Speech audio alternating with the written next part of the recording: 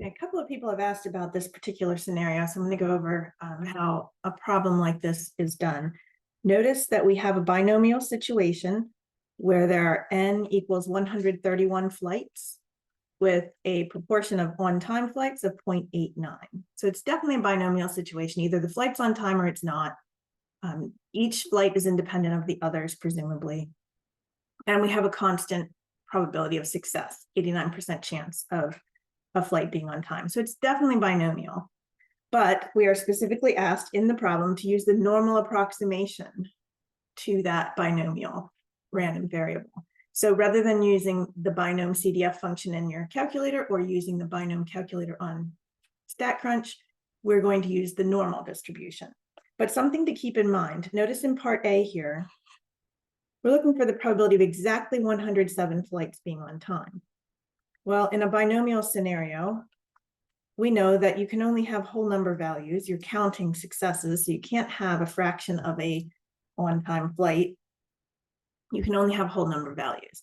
So if we're looking for the probability that x is exactly 107, we would be looking for this bar on the binomial probability distribution, the bar for 107 precisely.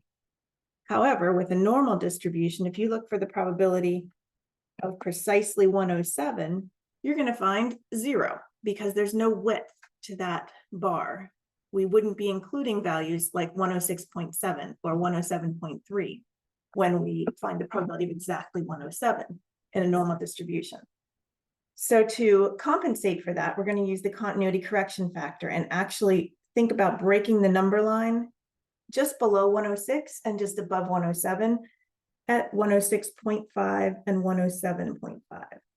So rather than finding the probability that x equals 107, this would be something we would do with a binomial distribution. We're going to approximate that by looking for the probability that x falls between 106.5 and 107.5. This with the normal distribution. And with the normal distribution, what do we need to know? Not n and p, but we need to know the mean, mu, which is found by taking 131 times 0.89, and the standard deviation sigma, which is found by taking the square root of 131 times 0.89 times 0.11. So we would determine that mean and that standard deviation, use our normal calculator on StatCrunch, or use the normal CDF function if you're using the calculator, and we would determine this approximate probability for exactly 107 flights being on time. And so that would be part A. If we look at part B, notice this one is asking for the probability that at least 107 flights are on time. So x is greater than or equal to 107. So when we approximate that with the normal distribution, we're looking for the probability of 107 or more than 107. So that would be any of these values as well. So, in our probability histogram would be any of these values above 107 and including 107. So where would we want to break our number line? We'd break it halfway in between the one we want and the one we don't want at 106.5.